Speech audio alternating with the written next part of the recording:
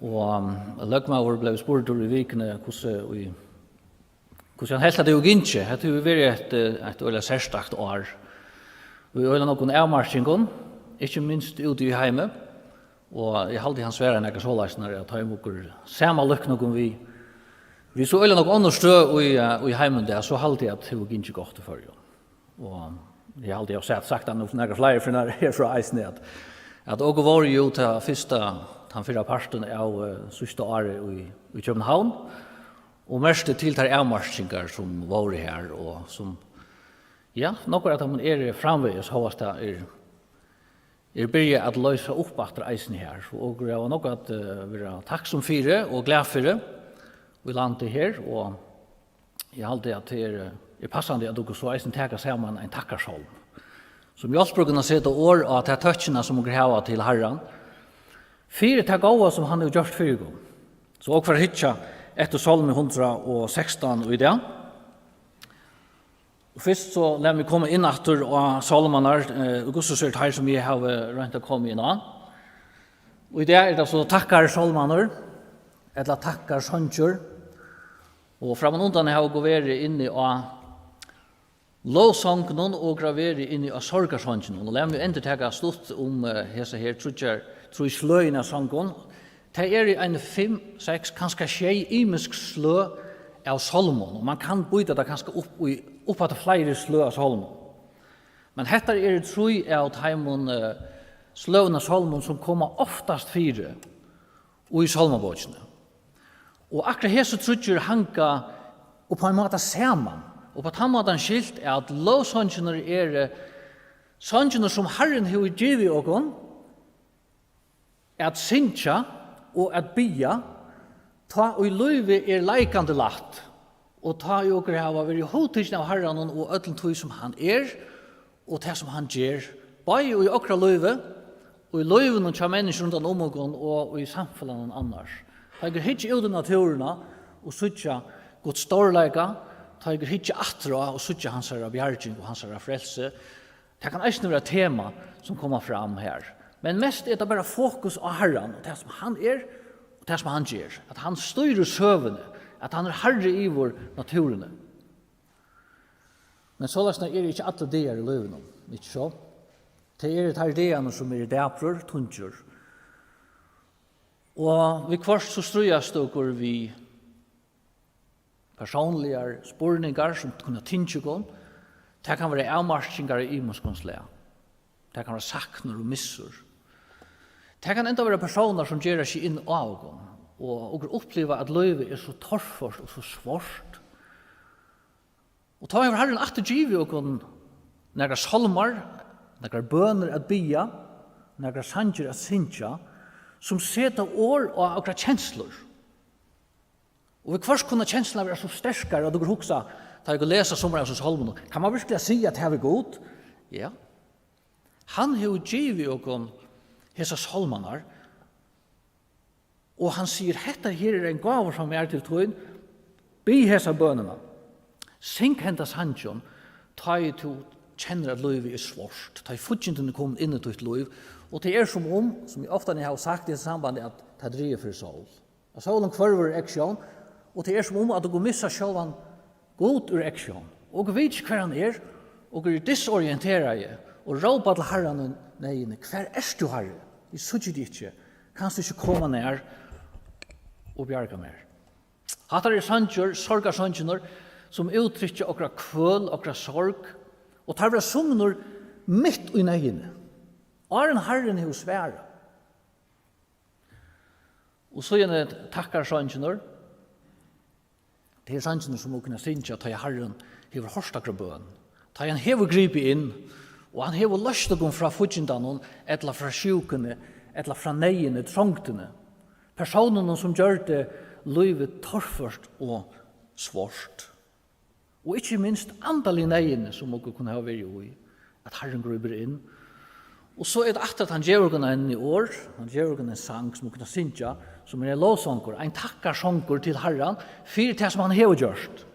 Og man hikker atter av det som Herren har gjort. Og det det som også gjør nå hese løtene, at rett og møte noen, takkar sannsjoner og for hinge etter Salme 116.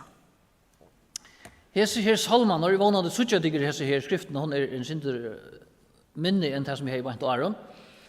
Takkar sannsynor hava typiskt en 5 elementer og som digger suttja herbeit. Og anker har sagt det sånn at det ikke alltid at hese her elementene suttjast i salmen, og vi kvart det bare noen få av dem.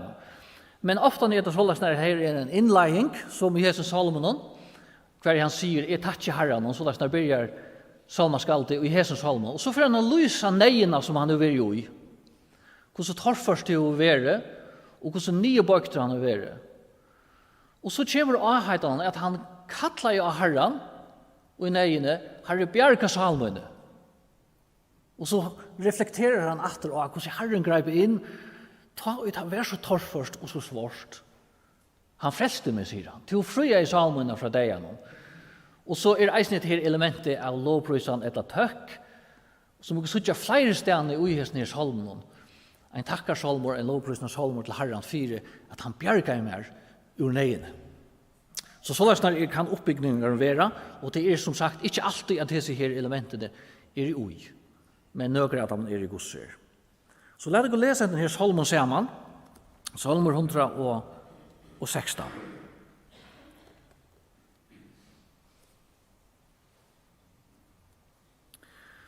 Jeg elsker Herren til at han høyrer rødt møyna og bønner møynar. Ja, han har bøkt øyra til møyn, og alla tøy møyna skal I akattle han. Bond deians var omme, anges deia rydjinsins hava gripet meg, og I trångt og nei var I statur. Men jeg kattla I av navn Herrans, å Herre, bjarga salmøyne. Nøyvor og rattvisor Herren, miskunnsamor god okkara. Herren var einføld, jeg var hjelparleisor, men Herren frelste meg. Salmøyn vi rolig atur, til Herren har gjort vel vid til. Ja, til fria I salmøyna fra deianen, eia mot fra grate, fotmøyn fra fatle. Jeg skal ganga for I asjan Herrans, og I landet Herra som liva. Jeg troe, og tog tala I. Jeg var okkvalja nyerbøktor, og I anges møyne sier jeg, hvert menneske liknare. Vi kvarjon skal jeg løna Herren og atlar velkjer hansara I måte mer. Frelse byggar skal jeg lytte opp, og akadla navn Herrans. Lyfte møyne skal jeg halta Herren, ja, så alt folk hansara ser. Dorst det og jeg Herrans ta I hine heile og hansara dødja.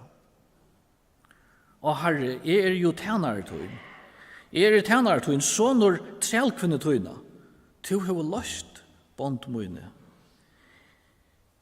Ter offri takkoffer og akadle navn Herrans. Lyfte møyne skal I halta Herren, ja, så alt folk hansara ser. Og I forgården hos Herrans, mitt ut her, Jerusalem. Halleluja. Salmen byrjar vi en innlegging, og til versene 1 og 2. Hver og salmen skal det liksom gjøre status, han teker sammen alt det som han har opplevd og stått og han sier for det første at Herren, han har hørt mine bøn. Jeg var så djupt nere, jeg var så overlukkelig og ytla statur, og jeg var unøyende råp til Herren, han har hørt bøn mine. Han bøtjer øyra, og han lustar. Tøy elsker jeg Herren. Det årgått sier at vi elsker, tøy at han elsker i okkon fyrst. Til her det ligger. Herren, han sa neiene som her som var stater i, og han rettet sine hånd ut, og han tok han ut ur neiene, og hjertet fylltes av takksomme og av kærleika til Herren for det nøye som han opplevd. Så legger han 4. Og så får han beskriva neiene og ta bjergingene som han har opplevd. Det var en øyelig trångt og en øyelig nei som han opplevde, og korsene så var det anker detaljer beskriva her. Og atter møter noe som ei kjennes holmene. Det ikke alltid å få vite detaljene om hva det som, hva futsinton, hva neion, hva trångton som de var i, Og jeg vil si at det er godt for åkken, tror jeg at hvis det blir for spesifikt hos Holmen, så kan det være at dere sier, ja, men jeg klarer ikke alltid for jeg halter meg til at her. Men dette her er ikke detaljer. Det vil si at dere kunne lese dere egna liv inn i Holmen, der ferien har dere vært trångt selv, og dere har følt at hun var så torrførst. Så han beskriver ikke trångtene og nøyene, men han sier hvordan øyelig hun var. Han sier så at det bånd deians var i omme. Angis deia rydgesins hei gripet meg, og i trångt og nei være statur. Det er som om at deien sjálfur er blivna personer, ein som er færen at jakta han, som er etter honom, vi synnum bonton, og vi synnum tovon, og synnum gattene, hvis man kan si det så. Det er som om at deien var en sjálfstående personer, som var færen av jakt etter hesum personen. Av jakt etter mer, kunne jeg sagt. Og hesum stakkallen er kommet i kløttnar av sjálfum deian. Vær den over som sjuka, som plavaje, vær det vognbrott, eller vær det særande avlopp fra mennesken, det er foggrunne kjenslig av ta jeg og lese vers 11. Vær det en jobb lyknande støva som hese var kommet i. Det var så svårt. Det var så torrførst. Men hver er ur neiene vever. Det går løyga mykje hvordan okra nei er. Hvordan langt borster okra føler at okra er fra Herren og fra folket hansara. Eller fra tog løyvene som okra eina for heva liva. Så er alt i vogn til Herren. Herren er vogn hansara. Men jeg kattla jeg av navn Herrens, og Herre bjarga salmoine.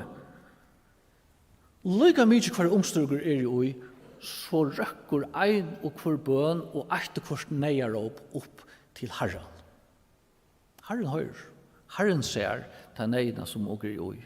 Eisen til løtene og sida som i dag og Ebenezer, og kanskje tingest av omkron innan oi.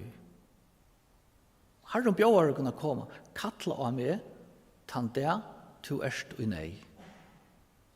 Jeg skal bjarga til her, og du skal prysa meg, sier Salmer og trus.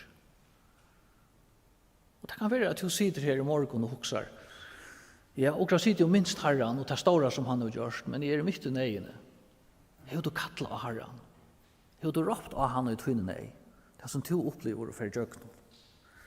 Herren høyrer, det stendt at han bodger øyra, det gjør. Nå er det flere som er eldre her i morgen.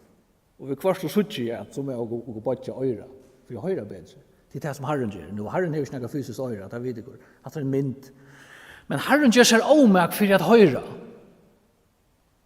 Okra nei. Og okra nei er opp. Og her kommer kattlet til Herren bjarging. Og det stendet så løs når jeg kattlet av navn Herrens. Og dette her ved navn i Herrens, til å nega vid at man appellerer til lindes eikjene, til en karakter som god hever. Og det stendet beina ved at han nøyår og rattvisor er Herren, miskunnsamer er god okkara. Hatt det som eikjenner han. Hans er navn, eller hans er lindes eikjene er jo på han og matan. Prøva bare en løte og forstidla til at han god som er skapa hendan heimon, han var ikke nøyrykker og ikke miskunnsamer. Han legger ikke ui mennesker. Tykker til nokkur atrunøyer og i heimon som hava hesa myndene av god, av de suverene maktene og personene som er i hessen universen. God til å skapa universet, jeg kan se meg ved flere øron, onga personlig interesse, han er ferdig av sted, dette køyrer som en annen klokka, passer seg skjølt. Men så løsner er ikke han god som Jesus Kristus åpenberer, og som Skriften er åpenberer, og som Salmer 116 er om. Hette er en god som gjør seg omegget høyre, og som ser. Og hjertet hans er fullt av nøye, og miskunn, og kærleika, og imodigheten som råper. God okkara, kunne han sige. Hette hever navnet Guds, et avhåverst vers i Mosebok kapittel 34, sier så løsner, Da Moses hei finnje ta nudje steintalnar, så stendur at ta kom Herren nyer i skuinon, og stå her tja honom, og ropte ut navn Herrans. Og Herren gikk fram av fyrir honom og ropte, Herren, Herren, miskunnsamur og næjur god, langmåjur, og rykur og miskunn og trofeste. Hattar han god som hever skapa heimen. Hattar han god som botjer øyra, ta i og råpa og nei ut til Herren. Han høyrer. Han hever et hjärsta for heimen som nyrbøygt og bråten, som fangai, som føler det som om at degen etter heimen, og hever bundet hei nyer. Og han kommer inn, vi sinne nøye, og vi sinne miskunn, fire at bjerga. Tu fruja i salmuna fra deian, eia mot fra grate, og fotmuna fra fatle. Og så sier han, og i vers 9, jeg skal ganga fri asjan Herrans, og i landet Herra, som liva. Tenker ta i åker hava oppleva Herrans nøye, og hans herra bjergjing. Det gjør nega vi åkra hjärsta. Det gjør nega vi åkra mat at hukse på. Åkra hukbor, og åkra liv, og åkra livsstil. Ta i han sier herbeint, til fria i salmuna fra deianon, og så sier han, jeg skal ganga fri asjan Herrans og i landet Herra som liva. Så det ikke bare en konstatering at ja, jeg slapp undan deian. Jeg får løyve til å halde av fram av liva. Det ikke bare en konstatering, men hatt her eisene et lyfte, hatt her eisene en avgjør som her som nivå tidsi, og som jeg kan teka, og som du kan teka, sier, jeg atler meg at liva, ikke bare liva, men jeg atler meg at liva sammen vi Herren. Jeg atler meg at halka mot liv til hans Herren. Jeg atler meg at ganga sammen vi honom, og fylja sammen vi honom, og i jøgn hetta livet. At liva fyrir asjon Herrens. Ikke bare liva, men at liva fyrir asjon Herrens. Han som har oppleva Herrens nøye og hans bjergjing, innskjør at liva i ljósenum. Innskjør at liva i ljósenum. Så det er som Nye Testamentet i eisene taler om. Så, og jeg har haft en innlegging hver han teker lykke som sammen om at han har vært nei, og han råper til Herren, og han elsker Herren, tog at Herren jo griper inn. Og så får han i større detaljene beskrive hvordan ideen har lagt sine bånd av ham. Og hvordan rævlig det var som vi kom til i ferden jøknen. Men Herren var her. Han hørte, han bøkte i øyra så ut, han greip inn og løste en ut ur nøyene. Og så vettler lovsangeren fram, pryset til Herren, men eisen i avgjøren om at liva fire asjen Herrens, at liva sitt liv sammen vi Herren. Nå hendet det her i Salomon at han får atter om atter. Lød ikke mest til det.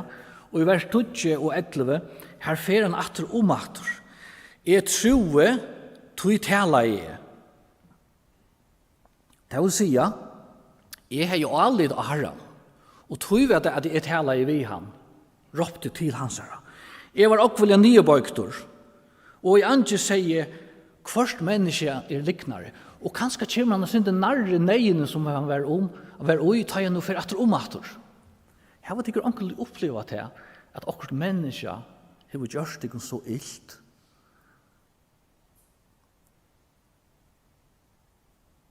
Jeg tykker av oftast for tykker av livet. Eller onkel har gjort det så illt at livet ikke livet lott. Det er det som jeg har opplevd. Eisen i middelen Herrens folk. Og tror vi kan det eisen i hente okra middelen. At okra gjerra for en øren til å livet lott. Hvert menneske liknar, jeg har ikke alit at heimen, det vilja meg ikke vel, sier han der. Det kan hente. Det kan eisen i hente og i middelen åken her. Det behøves ikke bare være en futjende. Så han får atter om at du fred løsa. Herren kan jeg hava alit av. Han kan jeg tåsa vi. Men mennesker har gjort meg illt. Djup svar, djup antrea, nyebøktor og vannbrotten tog jeg mennesker har gjort meg så illt. Men Herren hørte. Herren bjerga jeg. Han kom inn i situasjonene. Han løste meg ut. Og jeg så takksammer. Jeg elsker Herren for det som han har gjort for meg. Og i versen 12 og så til enden av hese kapitlen ta for han atter. Han nå tås om avgjørende om at livet for Herren.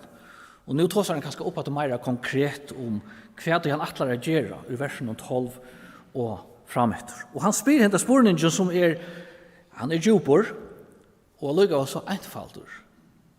Vi kvarjon, vers 12, vi kvarjon skal I løna Herren atlar velgjerer hansara og imot mer. Hatt en god spurning å spyrja til. Han nok så einfalder å spyrja, men han djupor. Hva det som også vil liva fire? Hvem det som også vil liva fire? At dere liv I asjon Herrens? Skal det her være det som jeg kjenner okra liv? Ein lovsanger som vil liva ut I jøkken okra egna liv, ein tøkk til Herren fyrir hans nøye og fyrir hans bjarging. Det så nok av åkken, og her jeg inkluderer oss, det så nok av åkken som I jøkken liv gløyme å spyrja, hva skal I løna Herren at fire atler hans velgjer imot mer? Gerande styren, kanskje særlig ikke åkken som hava bøtten som skulle køyrast her, og man skal være videl hettar og hit, og skulle passa okra arbeid, og at være ansom folk rundt om og vise at han oppmerksomhet og så videre. Det fer, og man vet ikke hva tog sammen, hva det vi gjørst I det, og Herren liksom færen at vi bor. Men hesen har sagt, jeg får liva for asjen Herrens, det skal være min livsstøyler at vi takksam for det som Herren har gjørst. Og tog det så godt at du kunne spyrja og sjølve, og let oss gjøre det I det. Hva skal jeg gjøre Herren at fire hans bjarging at han har elsket meg? Let oss ikke synte atretter. Hva har du givet?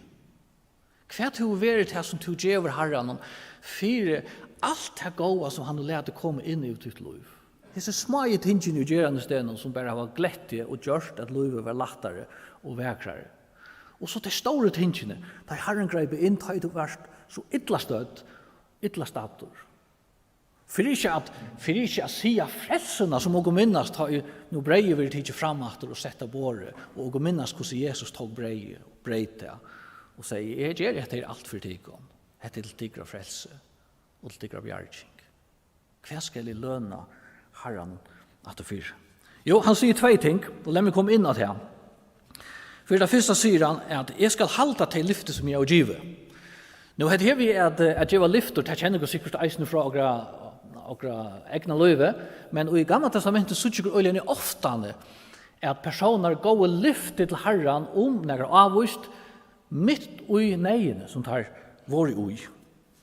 Og hver gang minnes ikke atter av Jonas, han var bjerga over tog at fiskeren gløyper om. Alternativet var at han drukna I, men fiskeren gløyper honom, og han lever, og han kommer opp etter Torsland. Og I fisken, ta sier han mitt land hetta, men jeg skal offra til tøyn vi takkar rødt, til og jeg har lova skal jeg halta. Så, og I boken ser det ut til at Jonas han har givet et lyfte. Herre, hvis du bjerga mer, så skal jeg halta til som jeg lover. Og vi skal gjøre det vi takkar rødt. Og I Salme 6, og her det David som flutjar undan filisteren. Han sier så vers mot endan av Salomon, vers 13, og han mer kvila lyfte til tøyn god. Jeg skal gjalda til her vi takk offren. Så ikke avvanligt at lyfte vera givon at lovprysa Herren eller bera fram et offer etter tøy offerskipanen som var I Gamla testamentet. Og det så greier. Han sier at han teker frelse bygare. Og til imenskar meningar hva dette kan symbolisere, det ser ut som de fleste vil halda at dette hever nega vi til drytje offrene som orsøksmenn bor I Herren fram. At han støtte nega og drytje ut offra til Herren som en tøkk. Og så leser vi om takkoffer. Onker andre har sagt at frelse bygare man tykker fra bygare som Herren har givet honom. Ikke så nok det som han giver Herren, men det som Herren giver. Akkurat som jeg leser I Salme 23 om at at David han sier at Herren har fyllt dette her bikare av tremor så det flyter i vår. Det er nekka som Herren gjør. Så kanskje det kan tekast opp av boar matar, men det går så ser ligger her som tanken 18-4. Herre, tu har bjarga mer. Hva skal jeg gjeva til 18-4 som tøkk? Jeg får gjeva til et offer. Og ta jeg også offer i gamla testamentlige tog, så er det nekka som kostar i taim og neka. Det var ikke bare et eite som man kunne lykke gjeva herren, og det kostar mer åndsje. Det gir kvarst til eller fra, og råkneskapen som er ta i året et enda. Men offer, våre kostnader var mye. Det kostar i neka. Og tykker til at gjeva herren sitt liv, at liva fri asjon herrens, kostar det å neka. Onkel har sagt det så leisner, at han åraja tøtjen og gavan høyre saman. Kvoi? Tui tøtjen utan år, tøtjen utan år er bøylig. Man sier det bare. Gavan utan tøtjena er adresseleis. Gavan utan tøtjena, utan årene, er adresseleis. Hvordan sier jeg takk til? Og først hører jeg folk sier, jeg er så takksom for det og det. Jeg er så takksom for det og det. Men så sier jeg, hverjon er du takksom? Hverjon sier du takk? Tror at takk er noe som man sier i middelen personer, ikke så? Takk, det forutsetter en relasjon. Og takksomme forutsetter en relasjon. Og tog er det her som blir tingene hanga sammen til at sia sånne tøkk og at bæra sitt likan fram, så løsner som Nya Testamentet taler om. At bæra sitt heila liv fram som et offer, en tøkk til Herren. Hese tingene hanga sammen. Og tog er det så viktig at åker tar og takka i morgen og sette året og tøkk være det ein som leier og ødel etla og teka sannsjon, årene igjen sannsjon i okra munn, som er tøkt til herran, så er det så viktig å ta og færa hiane, at årene ikke bare være bøylig år, men at løyve være liva for asjon herrans, og at det kostar. Ta seitene som vi skal nevne, og det skal være til sørsta, til dette her at lad det ikke merke til at tvei av hesson versen om tei lujtjast øyla nok. Han sier i vers 13, frelsebikare skal lytte opp og akadla navn herrans. Og vers 16, hva sier det? Ter offri er takkoffer og akadle navn herrans. Og vers 14 sier, lyfte moine skal i halda herranon, ja så alt folk hans er ser. Og vers 18 sier det samme. Lyfte moine skal i halda herranon, ja så alt folk hans er ser. Og så heldur han av fram, vers 19. Og i forgården hos herrans, mitt ut her Jerusalem. Hver er det hendan her tilbyanon og tøtjon fyrir fram? Hun fyrir fram mitt i middelen herrans folk. Og i forgården hos herrans, til her og i Østresmen møttest, fyrir at lovsendja herranon, fyrir at bera sine offringar fram. Det var i Jerusalem de gjør det. Så det var mitt i middelen. Men her er meira til det. De gjør det under åpnen himmel, for en stor parst, og det ble allmänt. Nå, jeg sier ikke til at dere skulle standa gata hotten her, glade hjørn, vi opplatten hånden et eller annet at han bak, og sier okra tøkk og okra lovprysen til herren. Men tenker, okra er et høyenda fra, ta og oppleva noe som er godt, og fortelja noe som er glad for. Det sier vi okra nærmeste, det sier vi viner, det kan vi fortelja arbeidsplassen. Og det som Guds år legger opp til er at okra løyver liva fri asjan herrans, oppa en sånn måte, at okra tøkk oppa ein eller annan måte sast. Og tog kunne okra eisen spyrja meg sjálve, er det okra takksom folk? Er det okra takksom folk? Ter offri er takkoffer og akatte navn Herrans. Lyfte mine skal I halda Herran, ja, så alt folk hansara ser. Her var og luta ogra vittnesbord, ogra tøkk. Vi onkra, og I vikene som får, og hvordan vi I vikene som kommer? Eller er det alltid bare en privat tøkk? Kommer hun ångastene til kjenner?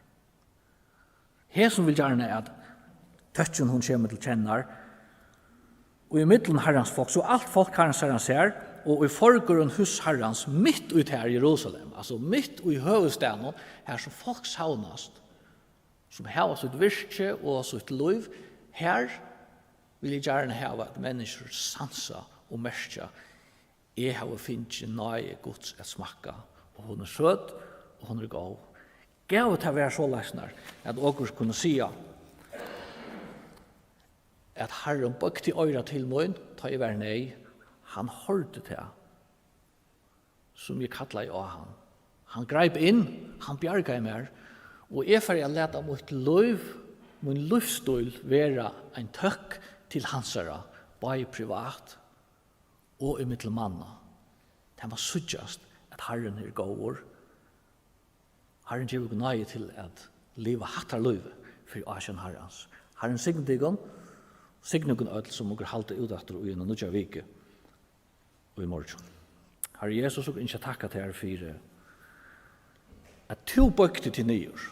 To bøkte ikke bare øyre at du hørte, men to bøkte i atlant din kropp, og to bær okra nei, okra synd, at hun egna lika med, oppa treie, og takka til her fire, at det er et uttrykk fire til hun nøye og til hun kærleika. Herre, takk for at du bøkje det til herre som neistøtt, og som ytla fire. Lyga mykje for omstående enn må være. Herre, takk for at du elskar å sette mennesker i fralse og fyrtjeva, og du bygger at du vil gjøre oss at han neier opp I hjertet, hessa virkjenningen av at dere I nei, og har bruk for at du trakkar inn. Herre, vil du signa til folk som saunast her, og hver enn og til saunast I det. Og be om, Herre, at dere løvmar å være livet fri Asien tøyne, som en lovsanger til tøyne, som en tøkk til tøyne, for at du har elsket oss, og for at du har nøye. Og ikke lytte til navn opp, og be om Herre Dirve, til I middelen til folk, at si takk, og hva det skal være, at si takk. Herre, vil du signa til bygrom og Jesu navn. Amen.